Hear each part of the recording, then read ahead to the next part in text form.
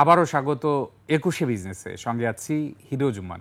বাংলাদেশি পণ্যে আরোপ করা পাল্টা শুল্কের হার কমানো নিয়ে যুক্তরাষ্ট্রের বাণিজ্য প্রতিনিধির সঙ্গে বাংলাদেশ দলের তৃতীয় দফার প্রথম দিনের আলোচনা শেষ হয়েছে।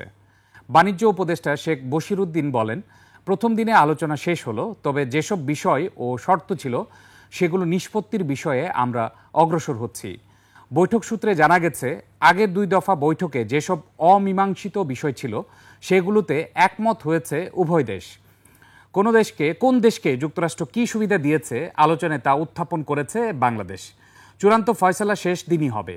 এদিকে বাণিজ্য সচিব গণমাধ্যমকে জানিয়েছেন, শুল্ক কমানোর বিষয়ে সবুজ সংকেত দিয়েছে যুক্তরাষ্ট্র। 3 দিনব্যাপী এই আলোচনা 31শে জুলাই শেষ হওয়ার কথা রয়েছে।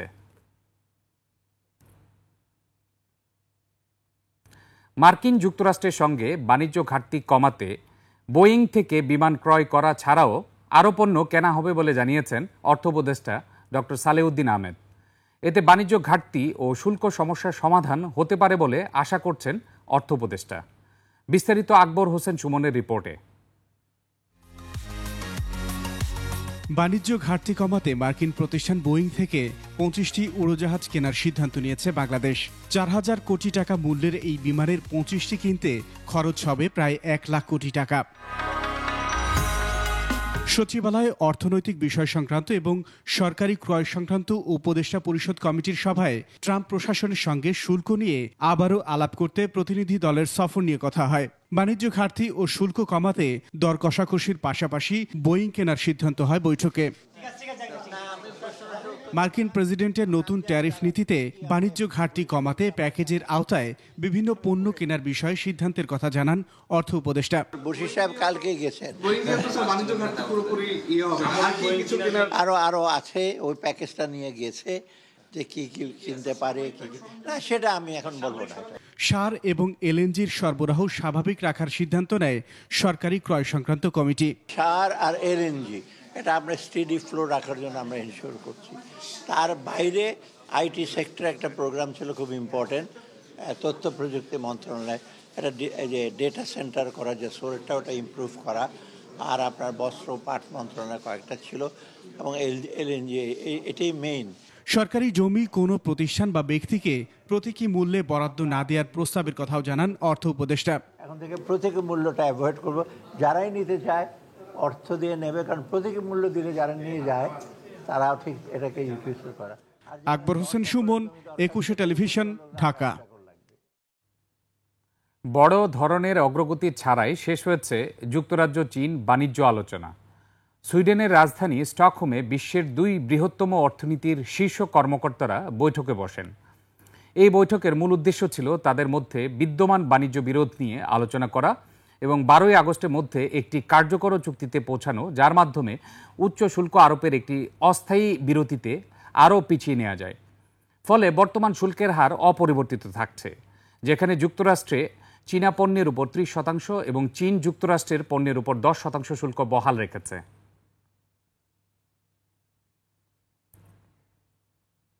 অর্থনৈতিক উন্নয়ন সমৃদ্ধিকে সামনে রেখে বাংলাদেশ ও পাকিস্তানের সাথে যৌথ উদ্যোগে কাজ করতে চায় চীন, তবে সেটা তৃতীয় কোনো পক্ষ বিরোধী জোট হিসেবে নয়। বাংলাদেশে নিযুক্ত দেশটির রাষ্ট্রদূত মনে করেন, বাংলাদেশ সহ বিভিন্ন দেশে যুক্তরাষ্ট্রে পাল্টাপাল্টি শুল্ক আরোপ বিশ্ব বাণিজ্য নীতির বিরোধী। তবে মাইলস্টোনে চীন থেকে আমদানি করা F-7 বিমান ভূপাতিত হওয়ার ইস্যুতে কোনো মন্তব্য করেননি তিনি। সাদাত হাবিবি সেতুর রিপোর্ট। বহুমাত্রিক সামাজিক রাজনৈতিক আদর্শের অবস্থান রয়েছে দক্ষিণ এশিয়ায়। নানা সময়ে আঞ্চলিক জোট গঠনের একাধিক চেষ্টা শেষ পর্যন্ত সফল হতে দেখা যায়নি। তবে বিশ্ব রাজনীতির নতুন মেরুকরণে নতুন করে ভাবছে চীন। দেশটি এবার বাংলাদেশ পাকিস্তান নিয়ে ত্রিপক্ষীয় উদ্যোগের কেন্দ্র তৈরি করতে চায়। গত 19 জুন চীনের কুনমিংয়ে বাংলাদেশ, চীন ও পাকিস্তানের প্রতিনিধিদের মধ্যে ত্রিপক্ষীয় বৈঠক হয়। চীনের দাবি, এই ত্রিপক্ষীয় ফোরাম অর্থনৈতিক উন্নয়ন, সমৃদ্ধি আর সমতাকেই সামনে রাখতে চায়। বাংলাদেশ, চীন, পাকিস্তানের সমন্বয়ে যে ত্রিপক্ষীয় জোটের চিন্তা হচ্ছে, সেখানে আরও কিছু দেশ যুক্ত হতে চাচ্ছে। বাংলাদেশ ও পাকিস্তানের সাথে যৌথ উদ্যোগে কাজ করতে চায় চীন। লক্ষ্য উন্নত সমৃদ্ধ প্রতিবেশী গড়ে তোলা এবং তাদের সার্বভৌমত্ব অক্ষুণ্ণ রাখা।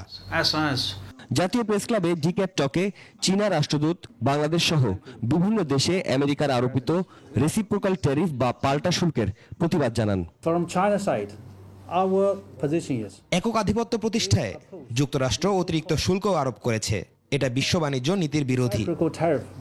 ওয়াওয়ানের দাবি, গেল 10 বছরে বিএনপি ও জামাতের সঙ্গে চীনের সম্পর্ক ব্যাঘাত ঘটানো হয়েছে।